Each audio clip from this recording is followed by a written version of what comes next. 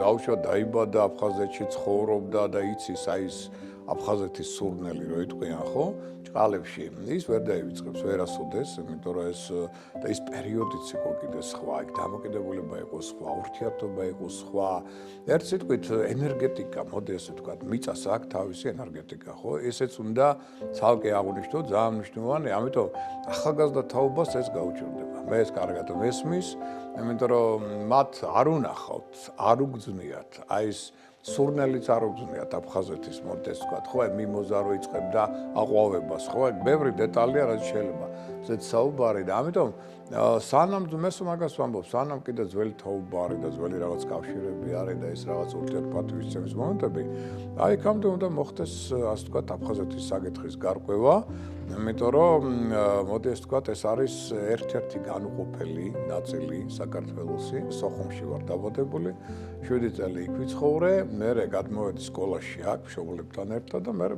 პაპუასო იქ იყო სახლი ჰქონდა და ნუ გავიზარდე ხა ეზო ჰქონდა ჩვენ კი ჰქონდა ცალკე დავუშვათ ეზო მაგრამ ეს ეზო გადიოდა საერთო ეზოში ხო უზარმაზარი ეზო იყო ორჯონიკიძის ქუჩაზე ესტაკადასთან ვისაც ახსოვს აფხაზეთი გვერდზე პარკი იყო უზარმაზარი და რომელი ერი არ ცხოვრობდა ზოგი ფიქრობ ხოლმე ვინ არ ცხოვრობდა კაცო უკრაინელები ბერძნები ებრაელები ნუ რუსები და ამაზე ხო არ ლაპარაკობ აფხაზები თავისთავად სომხები აზერბაიჯანელები უამრავი ერი ცხოვრობდა და მე მგონი იგავეცანი მე პირველად საერთოდ რომ აი არსებობს სხვადასხვა ტაჯიკებიც კი იყვნენ იქ მეზობლებად მახსოვს მე და ეხლა მახსოვს რა კიდევ საერთო ურთიერთობა კაცო საოცარი იყო იქ არავინ არ ეძახდა რომ შენ ტაჯიკი ხარ თუ შენ ისა ხარ აფხაზი თუ შენ მეგრელი ან რაღაც ამდენგვარ პირიქით იყო ძალიან დიდი ერთიანობა დამოკიდებულება იყო კარგი იმიტომ რომ იყო ერთმანეთთან გადაპატიჟება მახსოვს ცხონებული ბებია ჩემი ხაჭაპურებს რო გააკეთებდა იმ ერულს და რაღაცას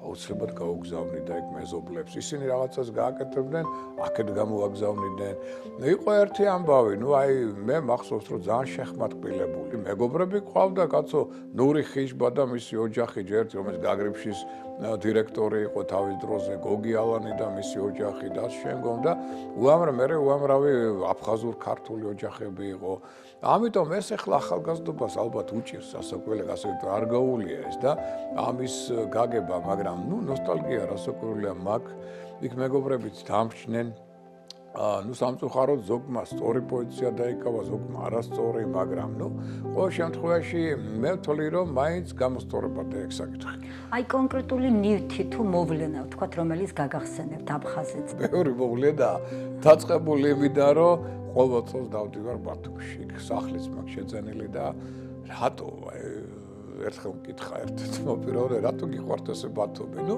არ დაუწყე ხლა იმას არაფერი და მაგრამ მე ხო ვიცი რატო იმიტომ რომ აფხაზეთს მაგონებს ეს მე თავისი ხეებით თავისი სურნელებით სხვა მე ხო ბავშვობიდან ამათ ჩემ თვალწინ გაიარა და იყო ყოველდღიური ჩემი ასე ვთქვათ ცხოვრების ერთ-ერთი ადგილი ხო იმ ზღვას თავის სურნელი ჰქონდა და მე იცით რა ეთყობა აქ კიდე არის მეორე მომენტი ადამიანი სადაც იბადება ის ადგილი არის მისთვის განსაკუთრებული არ ვიცი პირველი ჰაერი რო ჩაღლაპა ამიტომ თუ სხვა მიზეზი იყო არ ვიცი ასტროლოგიაში წესია სხვათ შორის აი ყველას ვეუბნები ემიგრანტებს მათ შორის თუ ცუდად გახდით იქან ავად გახდით ხო 3 დღით ჩამოდით იმ ადგილზე სადაც დაიბადეთ საქართველოში კი არა მაგათაც დაიბადეთ ტყიბულში ჩადით 3 დღით მიხვდით გამოჯამრთელდებით გარანტიას გქონდა ის ენერგია მომენტალურად იწყებს მუშაობას ხო და მე როცა ბათუმში ჩავდივარ არ გადასარევად რა ეთყობა ეს ჰავა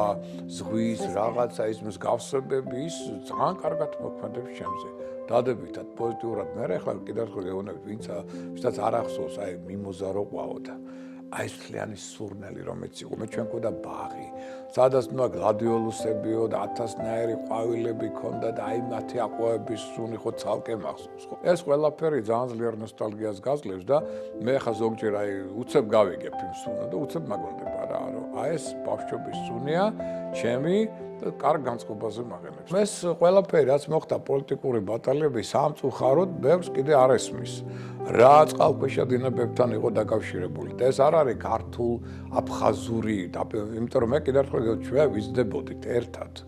და მე მახსოვს ერთმანეთისადმი დამოკიდებულება. ფაქტია, ამ შეიარაღებულ კონფლიქტში ქართველი და აფხაზი ხალხი დაზარალებული და წაგებული აღმოჩნდა. ყველაზე მეტად. აი ყველაფერი ამის გათვალისწინებით, როგორ წარმოგიდგენიათ ქართულ-აფხაზური ურთიერთობების დათბობა, თუნდაც შემოვიყვანოთ თქვენი სფერო ასტროლოგიური რუკა თუ არსებობს რამე ისეთი, რომელიც ახლო მომავალში რაღაც დამაიმედებელია ამ კუთხით. მე მაშინვე თქვი, სხვათა შორის ახლა იქ ზოგიერთ მეგობართან მქონდა კონტაქტი ამბების მერე და მე მაშინ თქვი, რომ აფხაზეთი დიდხანს ვერ გაემართება წელში.